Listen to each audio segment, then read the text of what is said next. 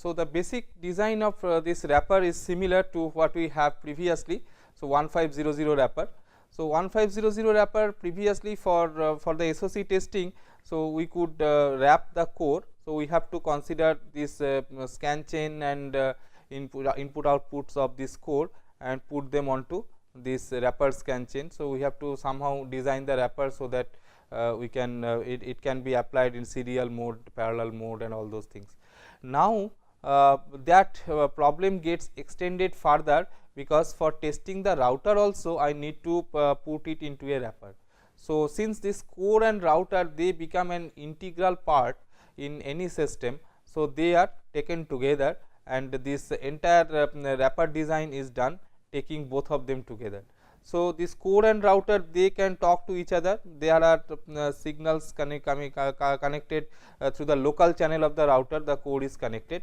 Now, it may have a number of scan cells here, the boundary scan cells. Similarly, this router will also have some boundary scan cell. So, they may be connected in a scan chain fashion like this. Now, from adjacent cores, this input will be coming. So, that will get that the unpackaging will be done. So, this is basically the job of this network interface module, and after that, so this may be for the router or it may be for the core. So, if it is for the router, then it will be coming to it will be coming to this part and it will be loaded into the router, or if it is from for the core, then it will be loaded from this side, it will be loaded onto this part, or it may be done serially through this. So, there are many options that are created. So, on top of the 1500 compliant wrapper, so this test wrapper has to be designed. It should wrap both the router and core. Packing and unpacking mechanism is reused from the mission mode. So, mission mode means in the functional operation of the system, there is the network interface module which does this packing and unpacking. So, here that part will be that part of the hardware will be reused in the test mode. So, it is modified to work in a different fashion. So, this test patterns will be it will be selecting this unpackaging mode. So, it will select this one. So, it will make the test pattern to go through this channel instead of the functional input being fed from this side. So, test pattern will be fed from this side. So, that will be loaded and these responses will get collected and the responses will be transferred to this one, and then it will be going to the next package. Because now this part works in functional mode, because because this the test pattern and responses have been collected from this particular core. So, they are to be applied to the next core just to transfer to the destination. So, rest of the thing they operate in the normal mode, only this core and router they will operate in the test mode. So, this shows the detail in mission mode of operation. So, this router is from adjacent core. So, we will get this input coming here, and they are actually from the router, they will go to the adjacent core. So, basically this router has got function, like it may have some data that has come from the neighbor. So, if we look into a mesh router, so if this is a mesh router, then it has got a number of neighbors. So, this is top neighbor, this is left, right and the bottom. So, these neighbors are there. Now, it has got a local port as well to which the core is attached. Now, when a packet comes to this router, so it may be from these neighbors, okay, or it may be from the local port. So, whatever it is, so it has to transfer it to the next step. So, like here, so if it is coming from if these are the 4 channels coming from adjacent cores, then it has to send the data to some adjacent core depending upon the address requirement. So, it may be the data that is coming from this left has to be routed to this top. So, that has to be done. So, this way this router will be doing this routing operation. So, it will be done there. Now, this and for the core part, so for the core part, so it will be doing this unpacking and packing. So, if there is some data destined to this core, so it will be going to this unpacking mode, and then it will be coming to this core. And similarly, if this core is willing to transfer some data, So, data has to be packed first. So, it goes to the packaging unit, that network interface part. Actually, this unpacking and packing, so these two modules are together forming the network interface part. So, they are actually the network interface part of the system. So, so between core and router we have got this network interface module. So, from core whatever message has to be transferred, so that is coming to this NI network interface packing module, and then it will be doing the packing there, and that will be given to the router for transmission to adjacent cores. Okay. So, and if from some adjacent core it gets some packet to be delivered to the core, so it will be going to this unpacking module of this network interface. It will do the unpacking, and then the data will be delivered to the core. So, this is the normal operation or mission mode operation of the wrapper. Now, in the test mode, so it changes, because in the test mode, so this data comes from the serial input. So, like here, so from the testing, from this data that is coming from this core, so that may be used for from the adjacent core, which may be the test mode, which may be sending the test pattern. So, it will be loaded into this chain. So, instead of being delivered to the router for transmission to the next one, so it will be delivered to this chain, so that the test pattern gets loaded, and this test pattern gets applied to the router and core, and the responses are collected and then transferred to the next level. So, this way the same module can be used for mission mode operation and test mode operation. So, for the test scheduling problem, so we can do it like this. So, first of all, so this is again a heuristic algorithm. So, this is not an exact one. So, heuristic algorithm.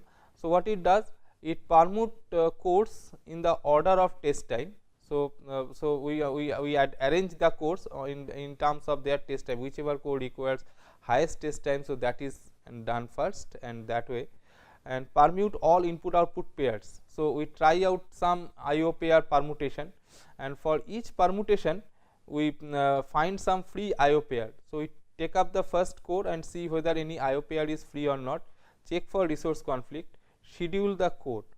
Now, after scheduling the core, we need to have this thing, that routers on a path should be all tested before functional cores on that path to be tested. So, this is the additional thing that is ensured. So, if you take this routers and cores as two integral module, and all of them are to be tested.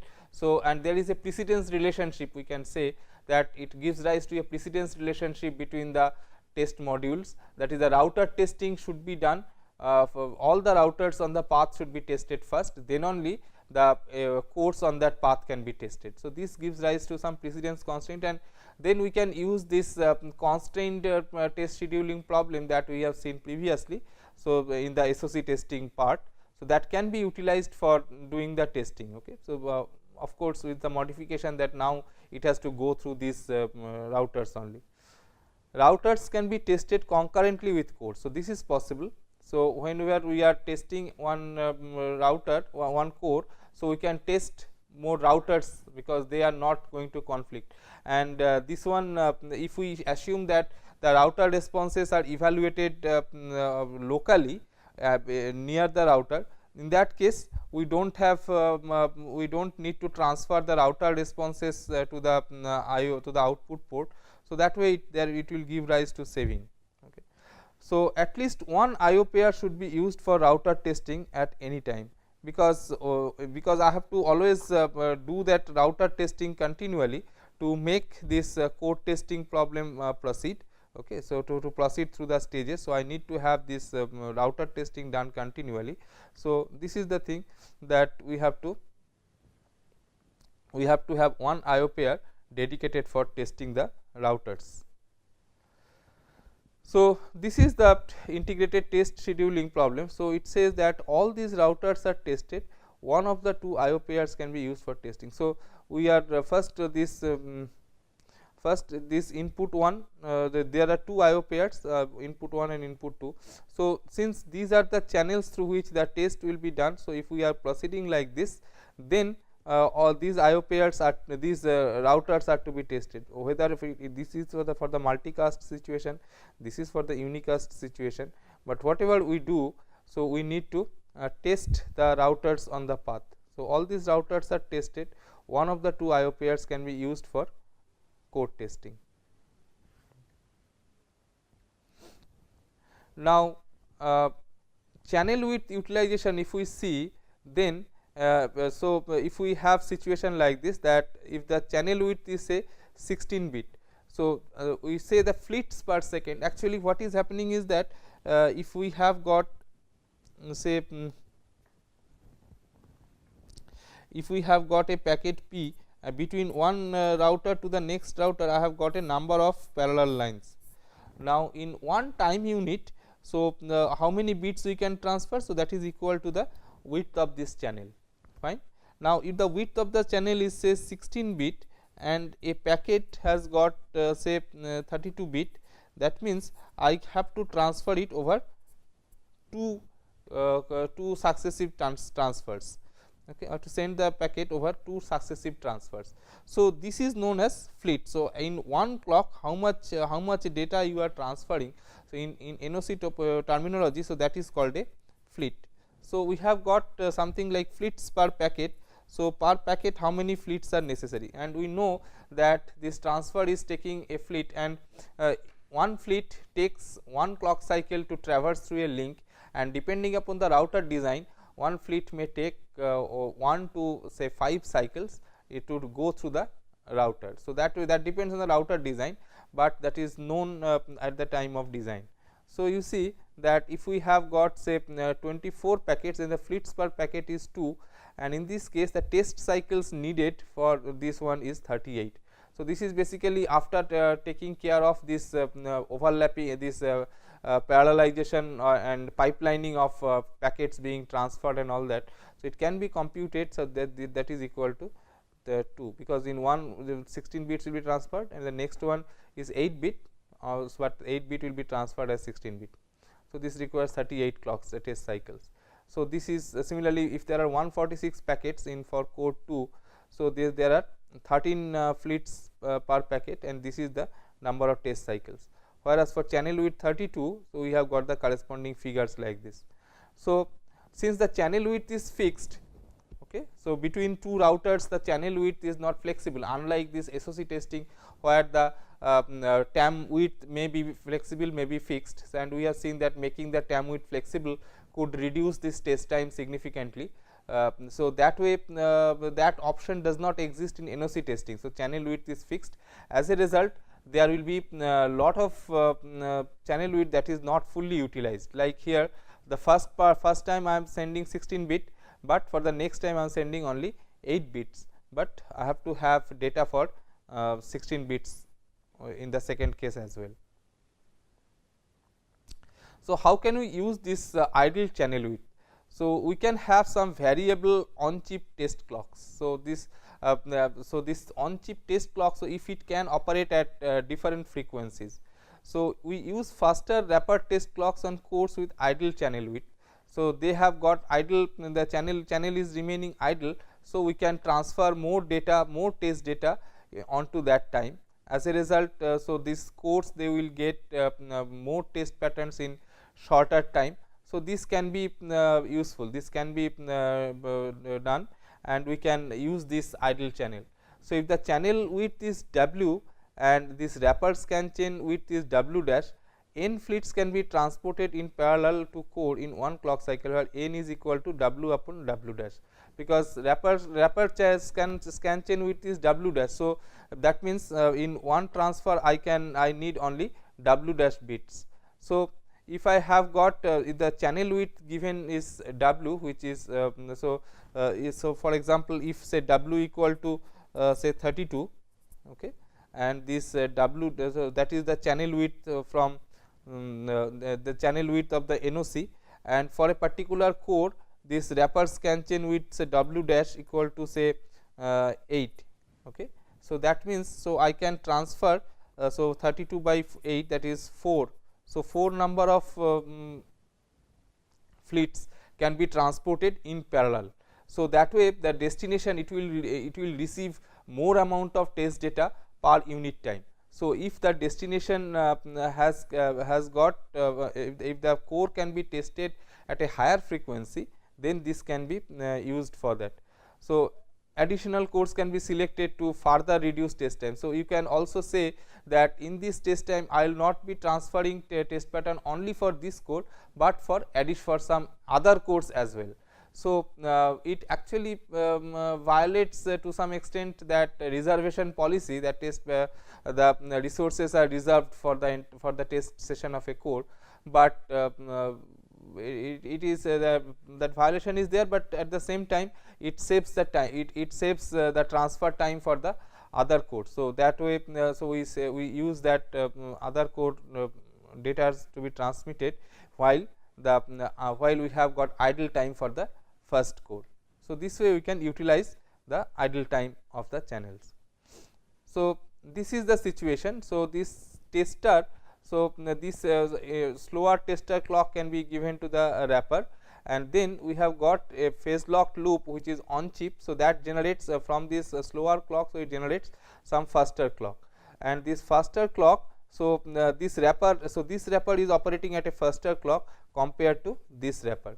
Now, the test pattern, so that is being transferred from this tester, the test data that is getting transferred. So, it can be transferred to this wrapper at a slower rate, because it is operating at a slower frequency, whereas for this wrapper, for this wrapper, the test data can be coming at a higher rate. So, between so from core A to core B, the if the test patterns are going to be transmitted, then through this network channel. So, this is 4 bit. So, that way it is going to the router of the next level, the 4 lines. However, here it is operating at a higher frequency. So, more number of test bits can come to this core B, and this wrapper by doing a multiplexing. So, it can take care of this, because for some time, so it can send the data to the select line. So, it can send the data from